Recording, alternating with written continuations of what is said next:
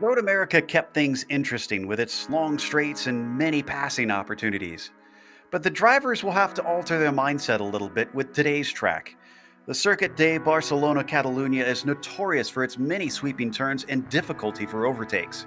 Could qualifying be the deciding factor today, or will some manage to muscle their way through? We'll find out soon as we get ready to watch round 5 of the Racing Edge Sim Racing series, and you'll see it all live here on the Global SimRacing Channel. Hi, I'm Joe Peak, and with me in the booth is Stefan Schlocker and Nick Schmeg. Behind the scenes is our director, Sean Crackers Ambrose, and he's using cameras provided by Dougie Beard. It's one thing to talk about Barcelona, but nothing illustrates its qualities better than actually getting in to take a look. Let's do just that with our GSRC track guide.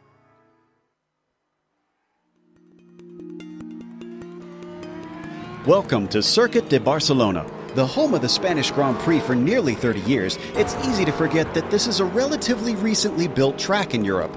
It's known for its long, sweeping corners and hosts the highest level of open-wheel and motorcycle racing. Placing an emphasis on a good aerodynamic setup with high downforce cars, it's often overlooked that it offers plenty of overtaking for lower-tier racing as well. In fact, most don't take into account that this adaptable track has 5 different layouts to choose from. These range from the nearly 3-mile-long Grand Prix version to the minuscule 1-mile club circuit. Because of the pit straight being the longest acceleration zone, Elf is the most likely spot for drivers to get a pass done. After that, your next hope might be into La Caixa, which, depending on which layout you use, could be a sharpened set of 2 turns or one long hairpin with an opening radius. In the early 2000s, a chicane was added close to the end of the lap, but the old Europe car corner can still be run. The Spanish fans have some gorgeous views from the many hills dotted along the track. And with the international fame this place has built over time, it's no wonder they're almost always full come race day.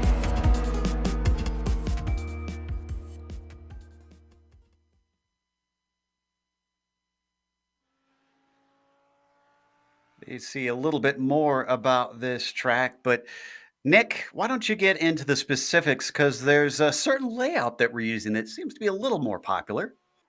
Yeah, the layout that is used today, the Grand Prix layout, it's got a reputation among drivers, and not often do you hear great things about it from the cockpit. But today, we are using the historic layout, which is just under 3 miles, which is just under 5 kilometers, 13 turns here outside Barcelona.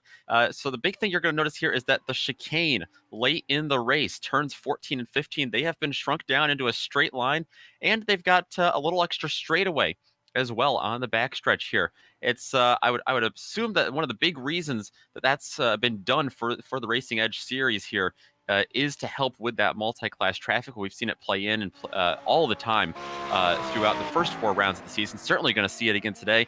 But with that being said, it is still a tight circuit. It's still very difficult to pass, and they're going to have to be very consistent in those 30 minutes to get the job done here. Certainly will. And why don't we take a look at those race details for what's going to be happening in these 30 minutes? Steph, can you fill us in on round 5? Yeah, well, we are already in the penultimate round of the series, as you guys can see on your screens right now. They're using the two of the 4 Audi that we have. The R8, that's your GT3 class, and the RS3 TCR.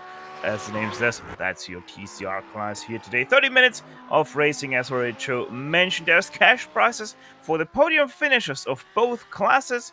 So there is money involved. It's quite a lot. And these guys most definitely are very eager to get all of that. But they have to really overcome that fixed setup that puts everybody on that nice playing field. Absolutely. Well, none of this would be happening without our promoter. Want to put your racing skills to the test on the track? Visit racingedge.com and check out the latest listings for race cars and classic cars. From super quick McLarens to vintage Ferraris, racingedge.com will cater for your needs. Want to learn more about how to get into motor racing? Visit racingedge.com/media for more. Big thanks to them for helping bring this one to life as we've got qualifying underway. Kenton Cook is doing quite well up at the top of that GT3 class with the provisional pole, and he's on his 2nd lap right now. And Stefan Jeffrey, with a lot of drivers still yet to set a time, down in the TCRs, is currently up at the front of that slower class. Seeing a lot of new names up there as well. Joe Alexander Davidson up in the GT3 class. He's up into second, and he's only a tenth slower than Kenton Cook, but he's in front of some very fast drivers right now. Roman Yolo, Herrera, and Daniel Morad rounding out the top 5 right now. Aguero didn't get a time on his first lap. He must have had an off track. His second one is going to count, but it's only going to be good enough for 13th. That is a bit of a shame for him. Puts him under the gun. Same thing for Sanders, down in 15th, missing his first lap. In fact, I'm seeing a lot of cars with a null time on their first time around. Balbiani is one of those who finally gets himself on the board in 11th. Rich Price up to second in the TCRs with his second lap, a 54.7, not bad. Yeah, lots of time difference already between the TCR and the GT3 cars. As Daniel Morad, a new fast lap there, about a 10th ahead of Kenton Cook. Things changing around very quickly here. Igor Bembic is coming around, sitting in 7th right now. His second lap, not an improvement though. So one of the few drivers not able to find anything that second time around. Looks like Vanier is going to get one on the board. That'll put him into 6th in the TCRs. Dojsic coming through. He's been fast in this class. And, Dojsic up to the front row, just behind Stefan Jeffrey. Dojsic, one of those drivers that really struggled last week. He kind of got shoved around quite a bit. I think I think you nailed it, Joe, in the when you were talking about how important track positions are going to be here. It's going to be very crucial in a track that passing is so difficult at. Stefan Jeffrey, though, he did up the game. He did now put in Slat Dujsic by full second. Wow. So apparently finding something a little bit more out there. Looking to see if we've got any more drivers yet to set a second time. I see Jacob Exton is one of those in the number 31. He missed his first lap as it had an off track that unfortunately discounted it somewhere. So he comes around here in the TCRs. See if he can at least get one on the board. Like we've been talking about, it's so hard to pass at this Spanish track that you really want something, even if it's not much, and it's going to be a 55. That'll actually be good enough for 5th place, so 3rd row for the 31 car. Rich Price did put himself into 4th place as well. That 18, never mind. James J.J. Ross, a new 2nd place driver right there, closed the gap to about 5/10. I think our last one's going to be Alex Ellis, because I don't think there's anybody behind him that needs a lap. Everybody else has completed there too. Ellis's first time around in that GT3 put him into 11th. He's got a 42.7 on the board, but he's about a full second off of Morad, our pole sitter. Granted, we've seen that these tires need to heat up a little bit. Is this going to be enough for him to get them up to temperature and really jump up the board? He's out of the final 2 turns, Europe car and New Holland. The line comes quick here. It looks clean. Is this one going to count? It will, and it's quicker. 42.4, 0.3 faster, and that is good enough for 8th. The last guy we still have putting in a qualifying time is Nicolas Latifi, the Williams driver, making his way now through Bug Sabadell. One of the last few corners. Rather interesting. Without the RACC chicane, it's all right-handers from La Caixa onwards. So he only has to go down the hill for one more right-hander. New Holland still is the sponsor of that turn, and Latifi makes his way through the last turn. It's going to be not a counted lap. And he doesn't have enough time to set another one. So I believe that is everybody. Take Him just came across, but he's already taken his 2 laps. So has Pletty. So looks like that is going to be it for our starting order. Let's go through that grid for you today. Daniel Morad puts it on the pole. He's got the best position everybody wants here for this track. Kenton Cook, who has usually been quick, is going to try and challenge him. He's less than a 10th behind on the qualifying. Alexander Davidson will be starting in the 3rd position. Then it's Giuliano Romagnolo starting P4 with Alex Herrera in 5th position. Carlos Cantu starts P6 with Igor Bembic in 7th. You've got Alex Ellis in 8th, and then Nick Rowland in the 9th spot. Jean-Christophe Trahan, a new name, I believe, that we have out here, will round out your top 10, Nick. Behind them, we've got some fast names. You got Mark Harris, Chris Regum in the 888 car. Then the Baker's dozen spot. Watch out for Tae Kim to make his way up through the field in this 30-minute sprint. Mac Clark, another fast driver back there in the 26 machine. He starts alongside of him in row number 7. Then you got Michael Plittl and Jose Balbiani back 15th and 16th. 17th and 18th are going to be Maximilian Jager and Mark Alguero. Gavin Sanders and Tyler Cook will be rounding out the top 20. Last but not least, in the GT3 stat will be Nicolas Latifi. But first in the TCR class will be Stefan Jeffrey lining up in 22nd overall, with James JJ Ross in second. He's going to start on the right side of the track. By the way, Zlat Duisic in 24th overall, Rich Price, Christopher Bailey in 4th and 5th in their class. Jacob Axton going to be 27th in Channel. Brian Sin 28th, James Llewellyn in 29th, and running out to top 30 off the field is Zachary Vanier.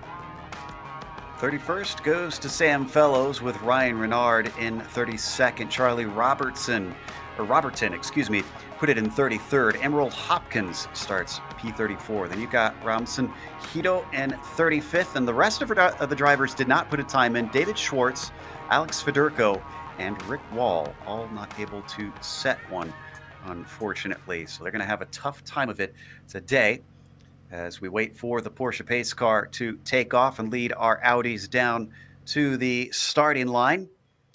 And once again, a big thank you to our promoter for this race, RacingEdge.com, for helping make this race happen. Give them a look if you want to try and get yourself a nice ride for the real world when we go back to racing out on the track.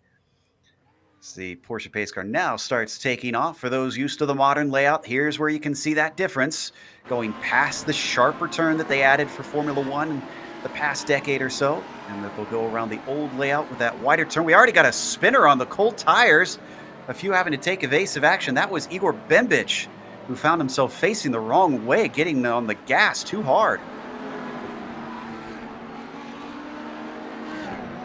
Going to be a little bit of a hot one today at just shy of 100 degrees Fahrenheit. Not the worst we've seen it, even especially at this track, but still could be a little bit slippery, as was just illustrated. Out of Europe car, the pace car is already pulling into the pit lane, and Daniel Morad has control of the fields.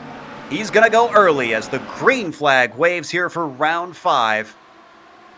And he's got a big jump on those behind him as Kenton Cook is going to try and cover off Davidson. He almost gets into the side of Roman Yolo, but finds that there's a car to the high side. Now he gets covered off one more time. Kenton Cook making sure that he can't sneak up the inside down into Elf.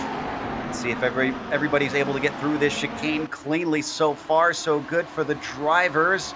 Oh, but we do have a little bit of a spin in the back of the GT3s. That's Clark and Balbiani. Let's go to the TCRs. Yeah, James JJ Ross nearly had the attack there on Stefan Jeffrey with all the draft he had down the front stretch, but James JJ Ross did this better fit, stayed behind, so we still have the top 4 the way they started this race, with Jacob Axton bringing up the rear of the top 5. Now goes for that 4th place as we have another 2 GT3s in the gravel outside of Repsol. Yeah, one of those was Davidson, one of our front runners. He got punted by Cantu. Cantu's able to keep going. We'll get back to the replay. Oh, and the wreck in the TCRs. Oh, a big wreck too. Oh, a lot of cars piling in. Unfortunately, it's a pretty blind corner over that crest. Looks like the worst of it goes to Vanier, as well as Hopkins, who come to a halt. And another car into the gravel trap. That's James Llewellyn outside of Weert. More cars are still trying to get around as we go on to replay to show you exactly what happened. Looks like you had 2 different cars spinning at the same time. I guess they just hadn't gotten those tires up to temperature. I'm trying to see who that was that kicked that off. It looks like it was Sam Fellows and James Lewin in the 22 car. Spun in front of everyone. We'll talk about how tight this track is for passing, especially when you've got cars blocking the whole thing. And Fellows was just getting on the radio asking who spun him. So I guess he thought there was some contact involved in there. Also had big damage from Maximilian Jaeger. He's coming into the pits with a crabbing car from the GT3 class. Don't need to go to that, but looks like severe damage. Oh, Duisic and the TCRs just got really nearly sideswiped by GT3, passing him as we look at the battle for the GT3 lead. Yeah, that cost a lot of positions there for the 44, so Duisic falls back to 5th out of that. He's got a little ground to make up now. With all that action in the GT3s, they certainly got mixed up in there. Balbiani was one of those, and looks like Clark is the last one trying to go around the outside of these lead TCR cars. Now he's going to be clear. Hopefully that should be it. And they can race amongst themselves from here on out. At least until the traffic comes. So heading up to Exton and Bailey here in the TCRs. This is for 3rd position. Exton in the number 31. There you see ahead the red, white, and blue. It's being followed by Bailey, who we're right on board with now.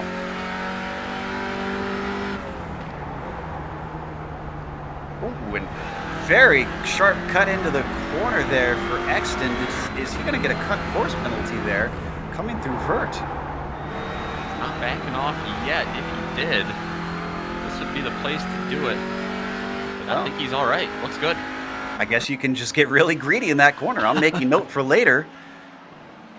Ooh, yeah, generally there speaking, from Bailey. At Barcelona, green equals okay. You just have to stay inside of the salvage curb at the exit of Wood.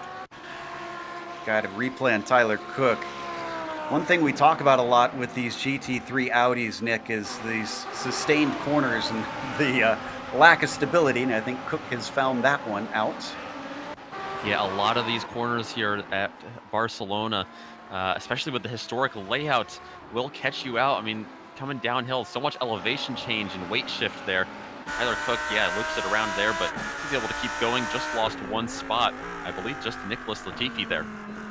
Riding on board with Cook now, looking back at Roman Yolo. This is for 2nd place. Cook has lost about a second to Morad, so not huge gaps up to our leader.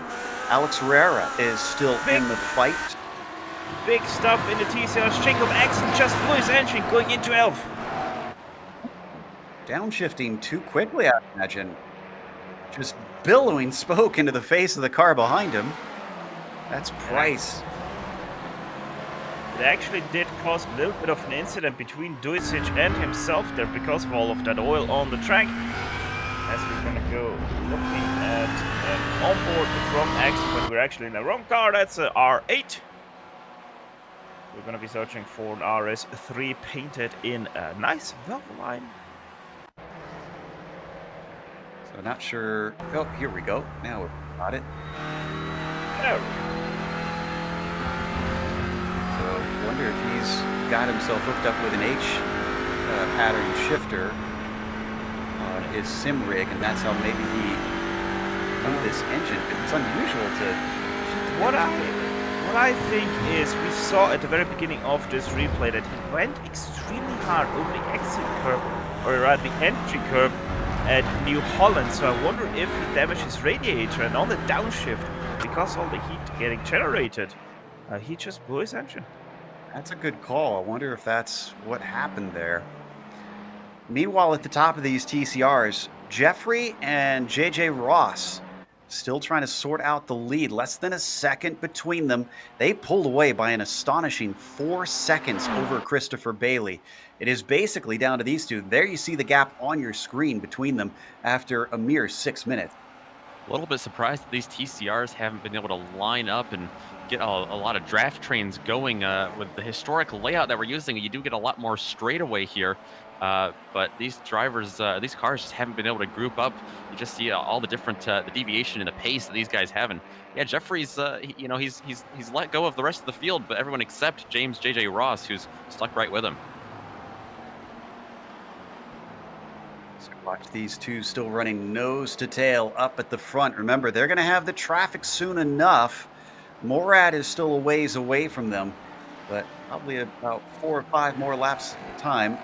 They're going to have some company We're looking at Morad right now. Really, the close fight up here at the front of the GT3s has been between Romagnolo and Herrera, back for third place. Alex has been putting some pressure on. He's fallen back in the last couple corners. But look at, we saw before we switched over to Alex, Morad was weaving down the front stretch trying to break the slipstream.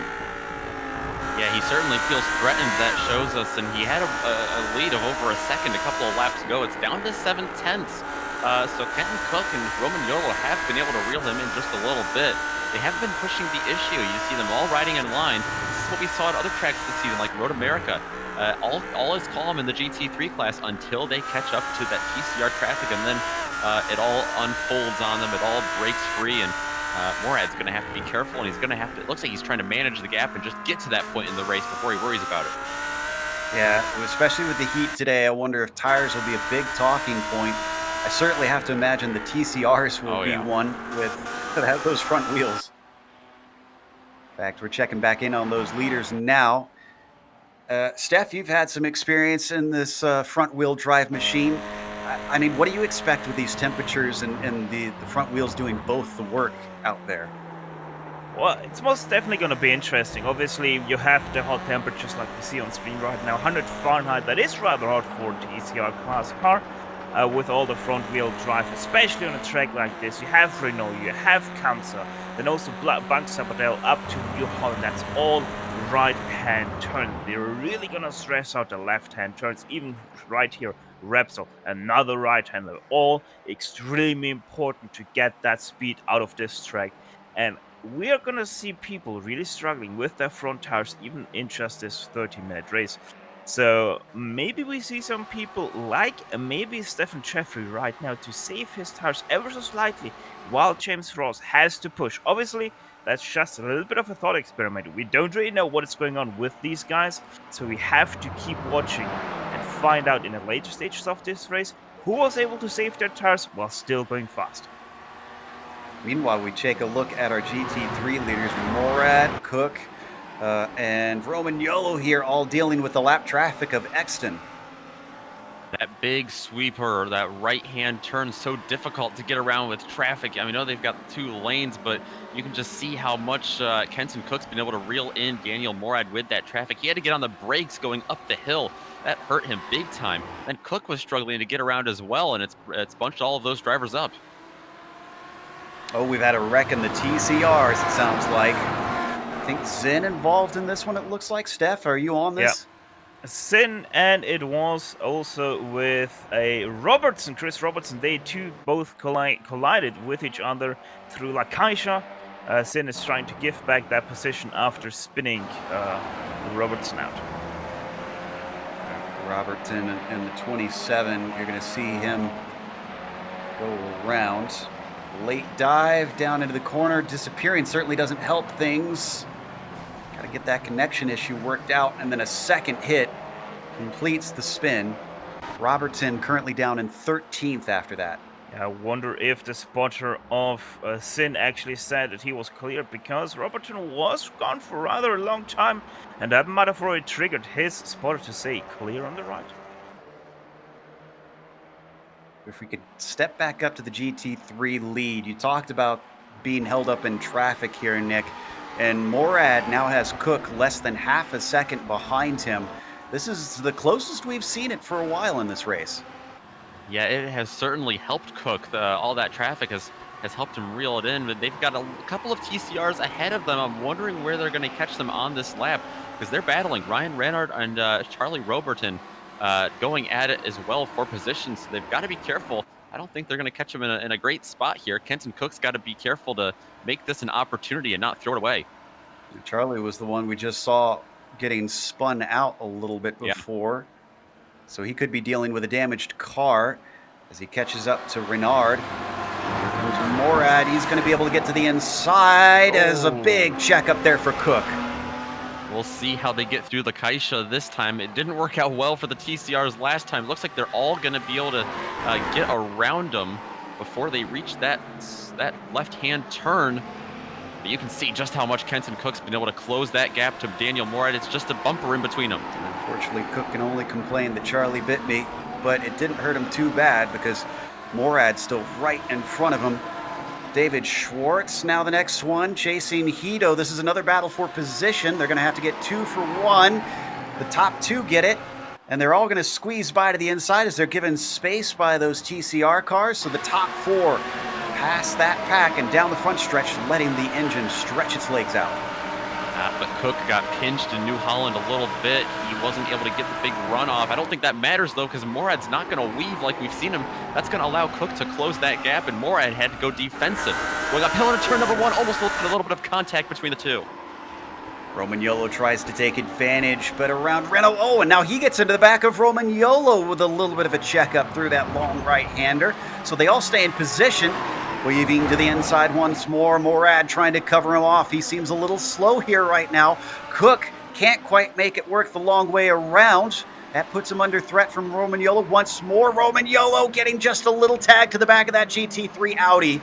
Somehow they come out the other side at the same time. They're dealing with more traffic now. Yeah, quite a few TCRs in the mix here. Oh, look how deep on the brakes. Oh, no! Behind the spinner. That's Alex Rorera. Rorera got hit by one of our TCRs, and he went around and more contact with Romagnolo just now. He's going to be able to keep it going the right way, and Morad's going to be able to stretch his legs out in front of Kenton Cook as well. Yeah, Romagnolo sideswiped Vanier. That was through Campsa, one of the faster corners on this track. Amazing that everybody kept it moving. Already almost halfway through the grade. Carlos Cantu was able to get up to 4th place as well through that.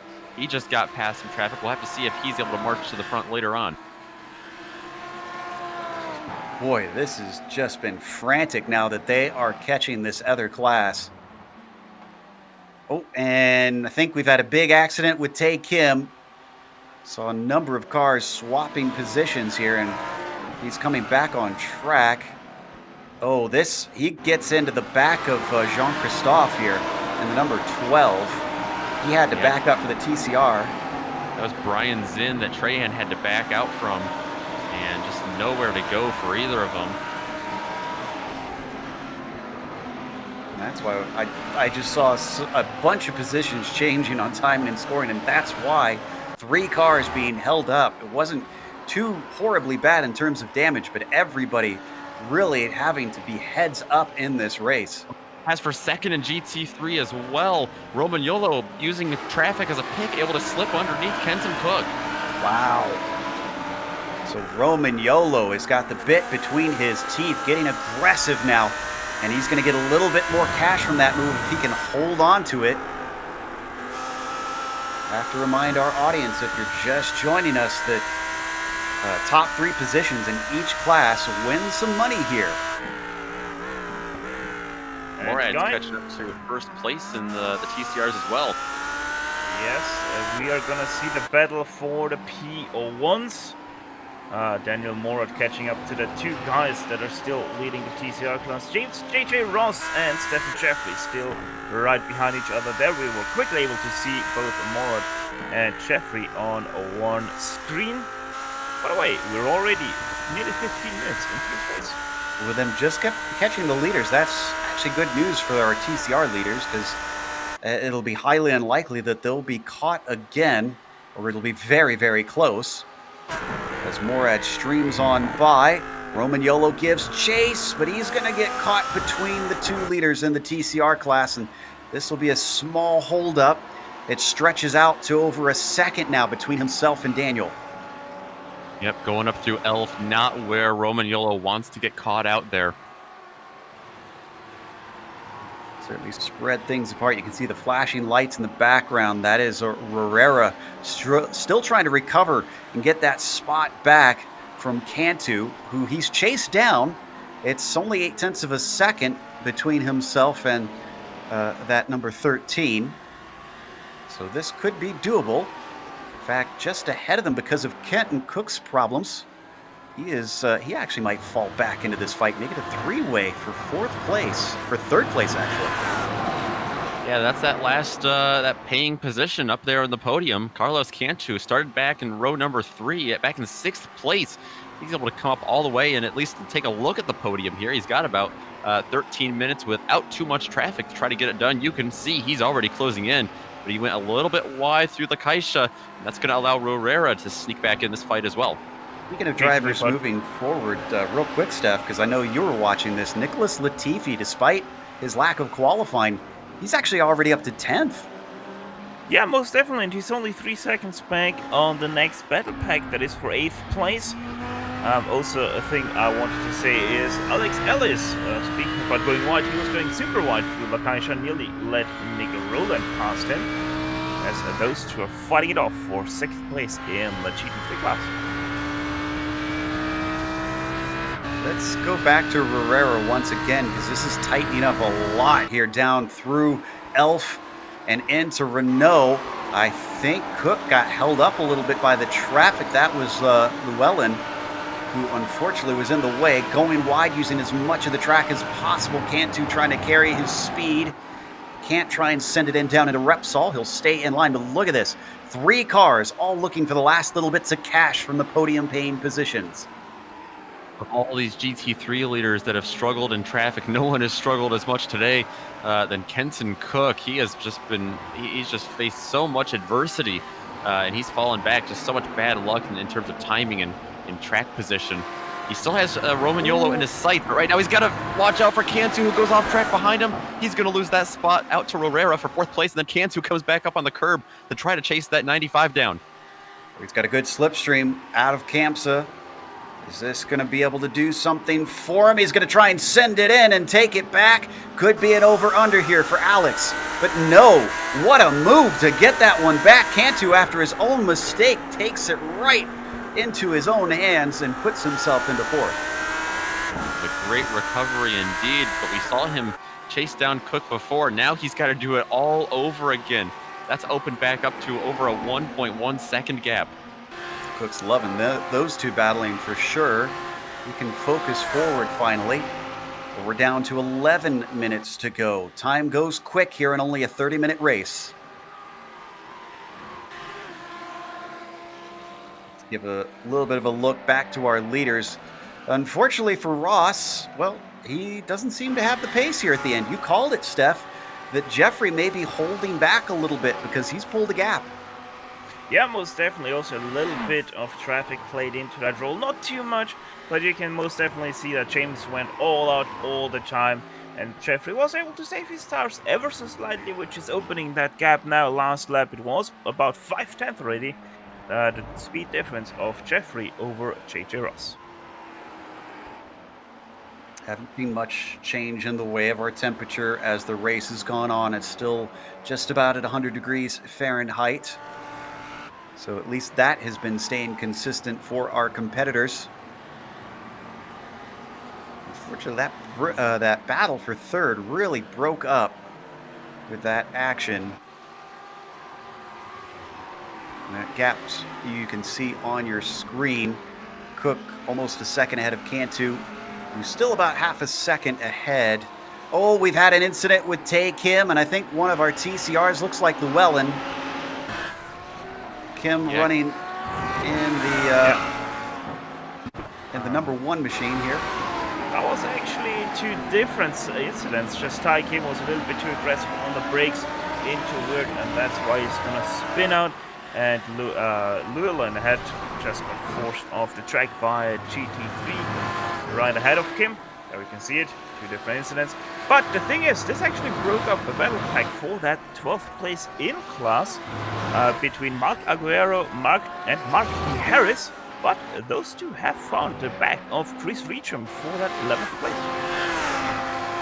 Yeah, Aguero, one of those drivers we were surprised started so far down the order. He has gained 6 spots now, with that one being his 6th, up from 18th to 12th. And you're right, Steph, he's got Chris Reacham in his sights. I think that's definitely manageable with less than 9 minutes left.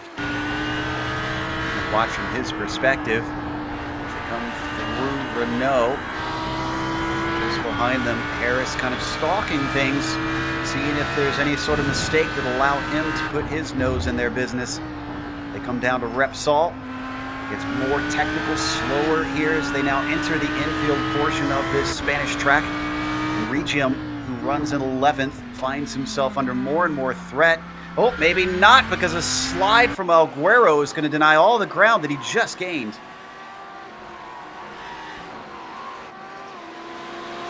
looked like it was going to be close, and then one little mistake. That's what I was just talking about from Harris. That allowed him to close in.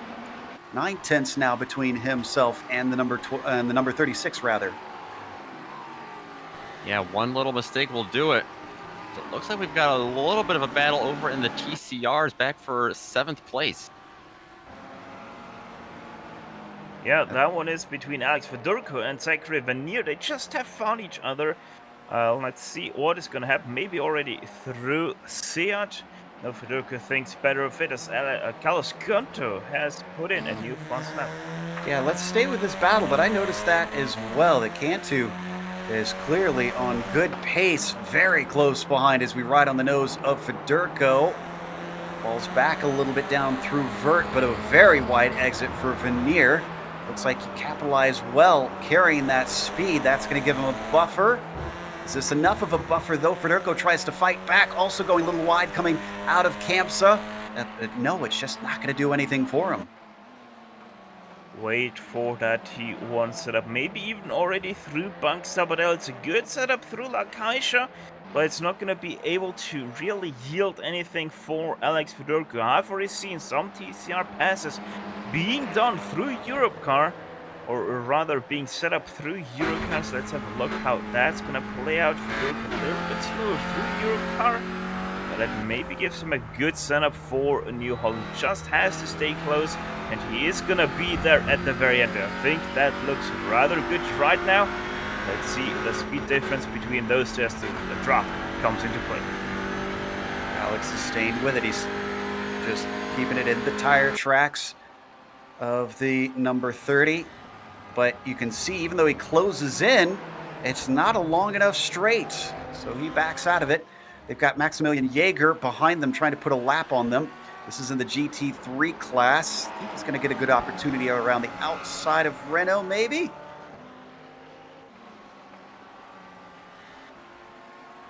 Causes the exit to be a little shallow for Vanier. He covers off briefly, but then comes back to the racing line. Fedorko can't do anything with it yet.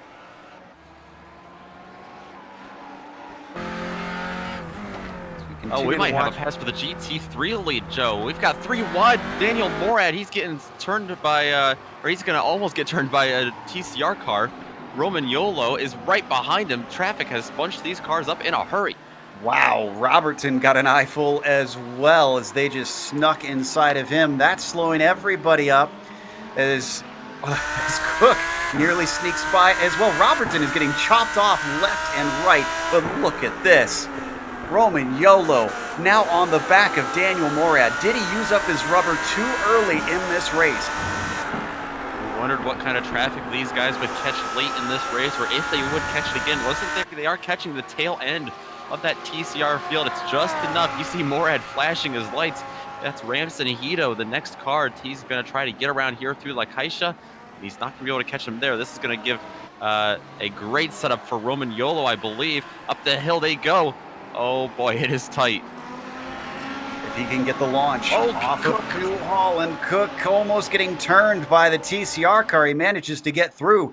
It's going to be 2 pairs of battles. 1 for first, 1 for third. Let's see what kind of run Roman Yolo gets off of the final turn. I don't think he's going to have enough of a slipstream, but on the other hand, I think Carlos Cantu back there, he is much closer to Cook. He certainly is, but is he going to be able to step out, or is he going to want to step out here? He's not reeling him in as quickly as I thought as later in the straightaway, but through all 4 of these drivers go up the hill, up through the S's. Morad's got more traffic. He's going to have to go around the long way. Another pair of TCRs battling, but they're trying to stay out of the way of covering the inside. Morad feels under threat here today, trying to keep any sort of sneak attack from Roman Yolo. Behind them, Kenton Cook had to do the same, taking a very shallow line down into Repsol. We ride on board with Cantu. You can see both battles here from the Blue and Green machine. Yeah, Cook didn't get a great run out of the turn. He got pinched under traffic. We've seen that so much today with these drivers at this track. And Morad, he is just desperate to hang on to this lead. You can see him. He's been flashing the lights more than he has had them turned off. Uh-oh, more battles in front of him for Durko and Venier. We were watching them earlier. This got pretty fierce between the two of them at one point. Both of those two GT3s are going to get through. What about Cook and Cantu? Just able to get by. He got close with Cantu, though. He's going to lose out a lot of ground there, I believe. A little bit of a gap now between him and Cook. And Rorera as well, just able to get by. He might be able to reel them in if they keep battling up here. So as we watch them come onto the front stretch once again, this one looks better for Romagnolo, but a little bit of a slipstream from Sam Fellows for our leader, I think, is just what the doctor ordered for Morad. He holds on to the lead. This is going to break up the battle for third and fourth a little bit, as there's a shallow line from Carlos Cantu trying to go by that lap TCR car. We're down to 2 laps to go. Well, Cook might be in this battle for the lead if they keep going at it this hard up front with Romagnolo and Morad. Not missing anything down in the TCRs right now. Jeffrey still leads, and it's a big gap of about 5 seconds. Yeah, Kenton Cook has not let these two go. He's not let them out of their sights, and he's only getting more and more help from traffic. Finally, traffic's going to give him some good luck here, and it comes at a great time in the race with just a couple of laps left. Memories of Romagnolo racing in the Autobahn series are coming back. He had to deal with a lot of traffic in that one, so maybe that experience is coming into play as Morad weaves around the outside of Price. You were right. Here comes Cook. He is definitely up in this battle now. Oh, a little bit of a shove. Morad's got the door open for Romagnolo. Not enough grip there. He can't hang on to it. Romagnolo going to try the over-under. Not enough room. Morad has just been dominant weaving through this traffic. He also went a little wide there, and that's what opened that door, is he's starting to feel the pressure here. Oh, slow off of Europe car from Romagnolo. Is he backing it up? Is he trying to get the launch off of New Holland? If he did, it didn't work that great. Kenton Cook is now closer to him than he is to Daniel Morad. Once again, Daniel weaving down the straights. They come to the braking of Elf, but none of them are close enough to make an attack. White flag is out for the final lap. And they're not going to have too much traffic to worry about. This is going to be all GT3s, it looks like, on this white flag lap. Morad, he's just got to sail away. He's got to turn those mirrors off and get out of there. But back for second, Romagnolo and Cook still going at it. You're right. And they do have one coming up. That's second place in the TCR class, JJ Ross. So they are going to have to get by him. I don't think they're going to catch Steffi, though. He's a little bit too far ahead. A little bit of a look there that time from Cook, but it doesn't produce anything. This is the calmest they've been in a couple laps, as everybody biding their time. Oh, Cook got pinched there by James Ross.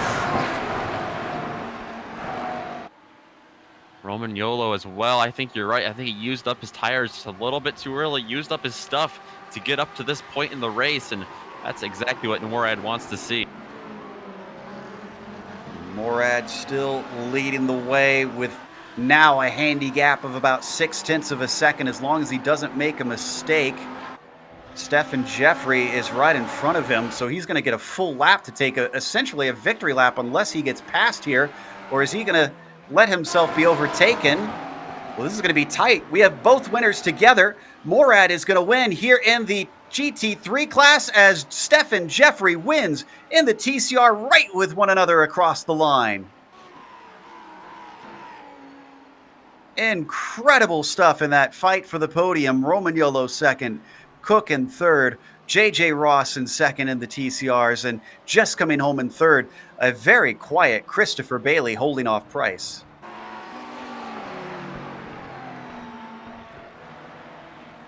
Meanwhile, looks like this battle here, as we're watching Venier, I think. No, this is Alguero and Kim. Looks like Kim is going to come out with 11th, as Alguero finishes behind him. A lot of the battles have separated behind them. Really, it came to a point in one exact spot on the track, with the leaders fighting for the overall win. So the rest of the drivers are going to stream across the line here for round 5 at Barcelona of the Racing Edge Sim Racing Series. We're going to come back with the unofficial results as well as driver interviews. Stick around because on screen, you're going to not only see more from our promoter, but also all the upcoming races here on GSRC.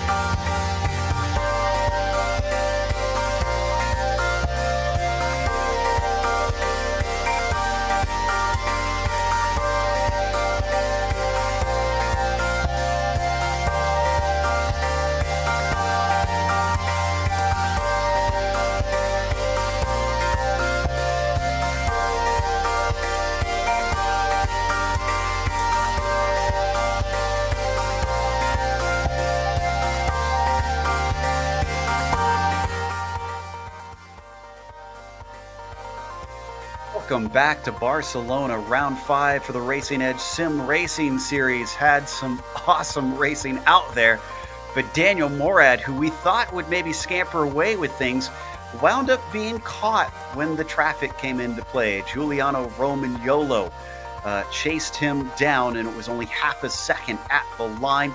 He still got second place, so he gets some money today. So does Kenton Cook with third, falling back from second on the grid. Carlos Cantu was just shy of it. He could have gotten himself into the mix, but it was not to be. Still fourth place, was followed by Alex Herrera in P5. Alex Ellis took sixth. Then you've got Nick Rowland in the 7th position. Latifi all the way up to 8th in the end. He's got to get that qualifying under control because his race pace certainly seemed pretty good. Mark Harris wound up 9th, and then Nick, it's Michael Plettel in 10th. Right behind him is the driver who not only was passed the most tonight, but I think the one that made the most passes, because take him, he was facing the wrong way twice in this race, and somehow he's still going to find himself in 11th place. Mark Alguero, another one that overcame a lot of adversity. He'll wind up in 12th with Matt Clark 13th. Chris Regim and Jose Manuel Balbiani will round out your top 15. Tyler Cook, Maximilian Jaeger right behind 16th and 17th, with Jean-Christophe Trahan back in 18th. Then our last GT3 driver on the finishing order is going to be Gavin Sanders, and the winner in the TCR class is going to be Stephen Jeffrey. Absolutely. Love when that gets perfectly balanced there, with James J.J. Ross finishing 21st overall, but second behind him, and the last one to get money down at the TCRs was Christopher Bailey, who we mentioned really was kind of off in no man's land for much of the race. Then fourth went to Rich Price, with fifth going to Zlad Dojsic. Sixth for Sam Fellows in the TCR, with Zachary Vanier finishing P7. Alex Fedorko was battling with him, and he was 27th overall, with David Schwartz finishing 28th, then Brian Zinn 29th, and 30th overall went to Charlie Roberton. Ryan Reynard right behind with Jacob Exton, Emerald Hopkins, and James Llewellyn, 34th. 5 laps down behind is Ramson Hito. I think he's the last driver to finish. I think Igor Bembich, Alex Davidson, and Rick Wall was a did not start, but only 2 DNFs in this race, Joe. It looks very, very clean for 38 cars in a 30-minute race. But you've caught up to our overall winner, who had his hands full this entire race. Yes, he did. And Daniel, I have to ask, when you got caught at the end, how much of it was traffic and how much of it was the tires going away? Because you seemed to get a little bit of a gap early on. A lot of it was traffic for sure. I knew it was going to be difficult at the end. At Barcelona, it's always a tight race. Overtaking is very difficult, even if you do have the multi-class racing, and with the TCRs being quite a bit slower, it makes it tricky. And you also have to factor in that they're a front-wheel drive car, so the lines that they're taking are quite a bit different than the lines that the R8s are taking with the rear-wheel drive. At the beginning, once I started working my way through the initial TCR traffic, I wasn't judging it as well as I thought through especially turn 3. I thought they would drift out a lot sooner, so I undercut on the inside and just hugged the apex. But yeah, I learned throughout the run. Giuliano gave me he is the GOAT at the end of the day. It says it on the side of his car. And he gave me a good run for my money there at the end. I was really, really focused, trying to not make any mistakes. I slipped up just a little bit with a couple laps to go as I was overtaking into turn 10. But thankfully got it all gathered up and was able to hold on and put in some really, really good laps there at the end to open up the gap again. Yeah, and you mentioned Giuliano. We're familiar with him on this channel because we've seen him race in other series previously. But how familiar were you with racing against him before this Racing Edge series? Are you pretty familiar with how he drives? Safe to say I'm pretty familiar with that beautiful goat. Jules is one of my best friends, so we train all the time. Yeah, we practice quite a bit. So we actually had this same scenario last night where we hosted a session and just did a long run, and it was so hard to overtake. So we did a little bit where I was leading, a little bit where he was leading, and this was all about track position. So thankfully I was in the right position at the end, and I knew it would be hard for Jules, and he's a fair driver. He's such a gentleman. And like I said, one of my best friends. I knew he wouldn't do anything foolish. But you know what? Combined, we're walking away with quite a bit of money right now. Can't complain about that. Well, you managed to put it on pole this week, and that obviously helped a lot because you talked about the difficulty in passing. But we're going to Suzuka for the final round. That is another place that tends to prove a little tough to try and overtake. Are you going to try and get that top spot in qualifying again? Yeah, qualifying is the key at the end of the day. That qualifying lap was probably 70% of my fight today. So I was really, really pleased with that lap. That second lap in quali, I just put it together. I had a little mistake on lap 1 where I rolled off the brake a little too soon and got some oversteer into turn 1. So that kind of set the tone for the lap, and I knew that I needed to put it together for lap 2. And took a little bit too much of a conservative approach, I would say, through turn 1. But the rest of the lap, I went purple. And hopefully, thankfully it wasn't purple gravel. Kept it on the road and, delivered an awesome lap. I was really, really pleased with that. But yeah, the start as well, super, super key. Got off to a great start, opened the gap. Once we got into the traffic, it made me a little nervous last week in Road America. I wasn't so lucky. I got into it with a few of the TCR traffic, but listen, I learned my lessons. Kept my head on straight this time. And I also want to say a huge thank you to Geriatric Ginger, aka Rick Wall, for being our race director today. Awesome guy. I just want to thank my chat on Twitch. Muradness is my Twitch handle. You can check that out as well. I race all the time and also doing the IMSA Pro Series. But there's no better racing than the Racing Edge Sim Racing series. We have season 2 coming soon, so stay tuned for those announcements. It's going to be bigger and better.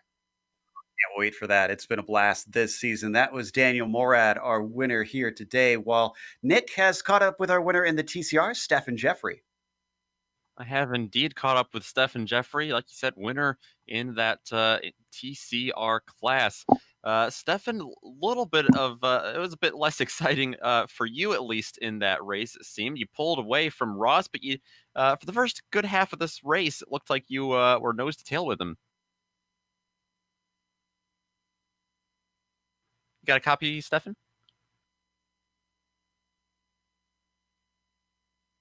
Looks like we might have some technical difficulties.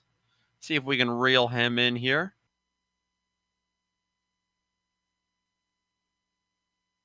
Looks like he's not responding, so sadly, we won't get to talk to our winner quite yet. We'll give him a chance to try and go. Oh, we're starting to hear something from Steph. Steph, one more try. You got a copy? Doesn't look like that was it. So, looks like instead Nick's going to be talking to Kenton Cook here. Yes, I am Kenton Cook, who finished down in third place in the GT3 class. But Kenton, that was a heck of a race for you there, getting through traffic and falling back.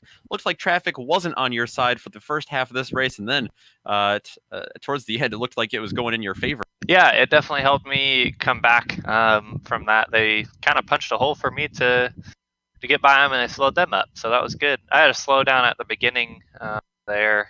It's kind of didn't help me.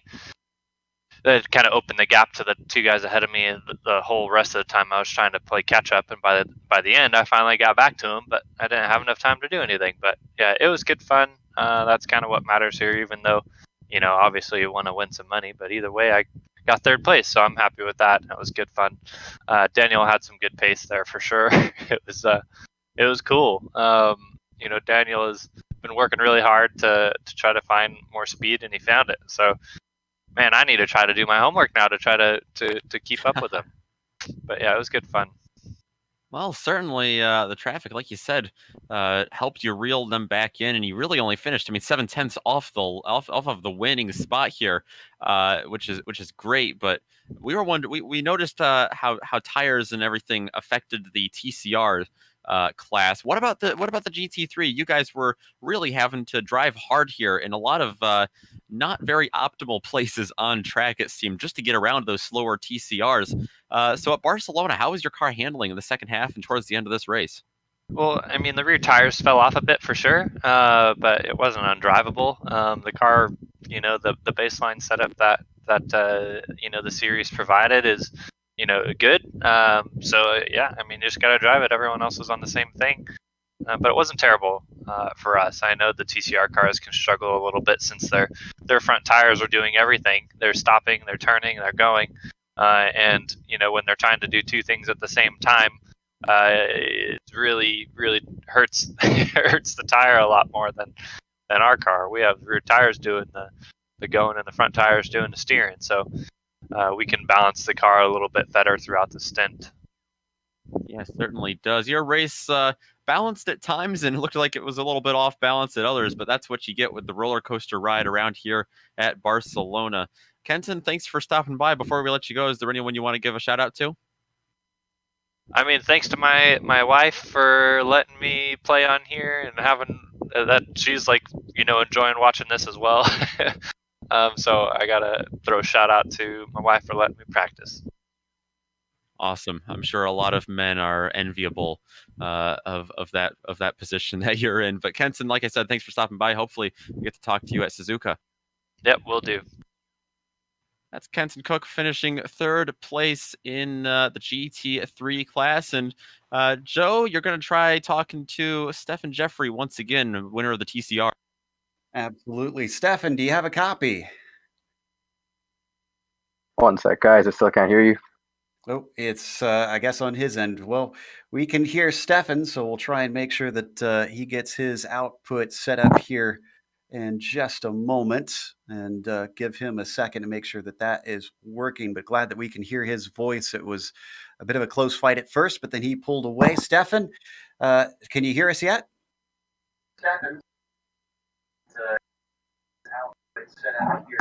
Looks like he's still trying to get that worked out. We'll try and make sure he's got his output set correctly here on Discord, but not sure if we're going to be able to get this one in here in a moment. I actually have my TV on. I can't hear you guys through my headset, but I have my TV on listening to you guys. Unfortunately, I'm not sure that we'll be able to do the interview over that since there's about a 30-second delay there. So we'll have to pass up on that, unfortunately. So we're going to talk to Giuliano Romagnolo, second place rather, out here in the GT3 class. He was called the GOAT by the winner, Daniel Morad, called one of his best friends, Giuliano. It's glad to see that things haven't gone the way of Rosberg and Hamilton, that you two having good fun out there. Yeah, I mean, Danny's one of my best friends, and definitely when we're on the track together, we definitely like to keep it close but fair. It was a great race, honestly. I kind of settled into a groove, was catching Dan, was letting him punch the hole in the traffic, and me kind of pick which direction I want to take it. And yeah, I mean, try to keep it as fair as I can. You know, good for the viewers who've been so loyal. Great for you guys for commentating. You know, it's always better to commentate a more exciting race than not. And yeah, it was a great show for everybody. It was a great race. I had a lot of fun. So I have to ask, since you two have raced plenty here in the virtual world, have you gotten to race each other on the real track before, you and Daniel? Only in carts, and only a handful of times. Did a couple of sessions in shifter carts, and some Rotax. But that's basically it. Dan was on to single seaters before I made my way out of carts. So competitively, we haven't raced together. But just, you know, messing around on the track together, we've done that a couple times, and definitely in the future, we're looking to do so again. It was fun times. I was just going to say, I mean, if you're as fast in real life as you are here in the sim, then I think considering his connections, he maybe needs to start getting you some people to talk to. Yeah. Next week in Suzuka, it seems that qualifying will be important. Daniel was talking about that quite a lot. Could you beat him to pole and maybe snatch that away from him?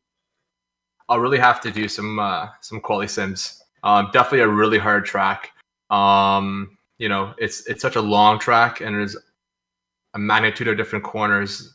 Obviously, like any track, you mess up one corner, your qualifying is pretty much shot. At least, you know, when you're trying to go for that pole position. And Suzuka is one of those tracks where you need to be bang on. You need to be in that racing line, especially for the sweepers, through the S's. A lot of fast, tight corners that you definitely need to navigate. So I'm hoping. I mean, that's always the goal, to be on pole. And I mean, every race that I do in this series, I do, you know, try to, you know, win it and at least get pole position. But I've been pretty lucky in the past races. I've finished top 5, 2 second place finishes. So I mean, I'm on track for a pretty decent, you know, standing or you know, pretty decent collective placement in all the races so far. So yeah, looking forward to it next week. Yeah, certainly. As we heard from Daniel, you've collected a decent amount of cash. Congratulations on another podium, and hopefully we'll get to talk to you in Japan. Awesome. Thanks, guys. I just want to say thanks to the guys who are watching on my stream right now. Really appreciate you guys hanging in there. You guys are the true GOATs. And if you guys haven't followed me on Twitch, it's just_famous. Come check me out, and tune in next week. All right. Like the plug, Just Famous. That is good. One last one that we're going to try is our winner in the TCRs. Once again, Nick has got one more opportunity with him. All right. I think I hear you guys. Awesome. Coming through loud and clear stuff. Awesome. We noticed that you had you know, a fairly quiet race up there getting the TCR win. A little bit of action early on. You were nose to tail with James Ross, and then you were able to pull away, and looked like you you set sail. You had a nice cruise. Yeah. At the beginning, James definitely had me on my toes. He was pretty quick off the bat. I was trying my hardest to conserve tires because these cars are destructive on tires. So I was trying to save it to the end because I know if he was right there in the beginning, he would be there in the end. So I was just trying to get through the first half of the race, and then I was looking forward to an exciting battle at the end. But I'm pretty sure he got mixed up with some GT3s in the middle of the race, so that kind of gave me some breathing space. Yeah, we were wondering about how the TCRs were faring out there with so many tough turns here at Barcelona. How was your car feeling towards the end of this race, even with saving your tires? How much were you sliding in those last couple of laps? It was fairly tough. I still managed to, I think, do some mid 54s at the end of that race. But I think because of these long, high speed corners, it really takes a toll on the tires. So really had to be careful towards the end because it did start to get greasy towards the last three laps or so. Absolutely, and you had a nice, I think it was like a 7 or 8 second win here. How are you feeling about going into Suzuka for the season finale? A little bit different of a track over there. Oh yeah, I haven't driven Suzuka in this track as yet, so I'm pretty excited to get back out there. I actually drive a front wheel drive car in real life, so I actually like driving this car in this game. Kind of suits my driving style a lot, I think. But definitely looking forward to Suzuka for sure. Awesome. We are too up in the booth. I can't imagine being down there and driving through all of that chaos like you. But before we let you go, thanks for stopping by. Anyone you want to give a shout out to? Yeah, big shout out to my boys for helping me. Christian, Kyle, Zach, they've been lapping with me on this track for the past week. So definitely got a lot of seat time in this car on this track with them. Shout out to the fam as usual, Automotive Art, Bravo Racing Lubricants. That's it. And hope to see you guys at Suzuka next week. Awesome. We'll see you there. Hopefully we get to talk to you again. That is Stefan Jeffrey coming home P1 in the TCR class. Joe, you've got one last, but certainly not least interview. It's Christopher Bailey finishing on the podium in the TCRs. He's been very patient to come and talk to us and took home some cash today. But Christopher, I guess the main comment we have for your race is it seemed quiet from our end because everything was happening elsewhere from our perspective. But from inside the cockpit, did it seem calm? For my race, yeah, it seemed pretty calm for the most part. A couple laps in, we had a decent scrap for third, fourth, and fifth. But once I was able to gap them, I lost the draft a little bit from the first two guys. So it was just about managing the gap back to fourth place and just trying to stay out of the way of the GT3 cars. Well, I'd say you did that fairly well because there's a number of people that certainly didn't do so well at avoiding the GT3s coming through. We've talked a lot about the next round as well and how that's going to affect things going to Suzuka. Have you raced that track in this TCR car before? And if you have, how does it handle there? I haven't raced the TCR car at Suzuka yet. However, I'm kind of anticipating a similar feel to what it was here. It's fast, it's flowy, but it's also got some technical bits as well. I know tire management, like always, is going to be key. Yeah, that tire management, we wondered about it today. It was very hot. I don't know if you had a chance to look at the temperature, but with a front-wheel drive car having both of those front tires doing the work, were they going away pretty bad by the end? Mine weren't too bad. I feel like I had done a decent job managing them earlier on. I knew tire management was going to come into play near the end of the race, so I did want to save something just in case I did have a push from behind. Well, I'd say you did so quite well. And again, congratulations on taking some cash home today. Hopefully we'll get to talk to you again when we head to Japan. Thank you very much. I hope to talk to you guys too. Christopher Bailey, third in the TCRs today. That's going to be the last of our interviews. So we're going to wrap things up with a few thank yous of our own, starting off with our promoter for this race, Racing Edge. Again, you can find them at racingedge.com with all kinds of awesome race cars that you can buy from there. Also, a thank you goes to the companies that provide the software and the hardware for our broadcasts. You can see them listed here on your screen. Additional thanks go to June Lalonde, who provides our wonderful music. See the screen for how to get hold of more of her great work. And thanks to the team today, Sean, Stefan, Nick, and Dougie. If you'd like to find out more about GSRC, including upcoming races, you can find it at globalsimracingchannel.com. You can also check out our social media on Twitter at GSR Channel, Facebook, Global Sim Racing Channel, and Instagram, GSRC_Fram. If you'd like to support us, we've got a merchandise store where it's gsrc.storenvy.com. The link is in the description below. And while you're down there, make sure and hit that big red subscribe button, because if it is red, then you haven't subscribed yet. Do that, you won't miss a moment here on GSRC. The next race will take place on May 26th when we head over to the land of the rising sun for the setting sun of this season of the series, at least. It'll be the last round of the season. It'll be 4 p.m. Eastern that kicks off, but we have upcoming races for other series listed on the screen, so check those out and mark them down on your calendar, including the Precision Racing League's GTE series coming up tonight at 9 p.m. Eastern. However, until next time, race clean, race hard. See you on the track.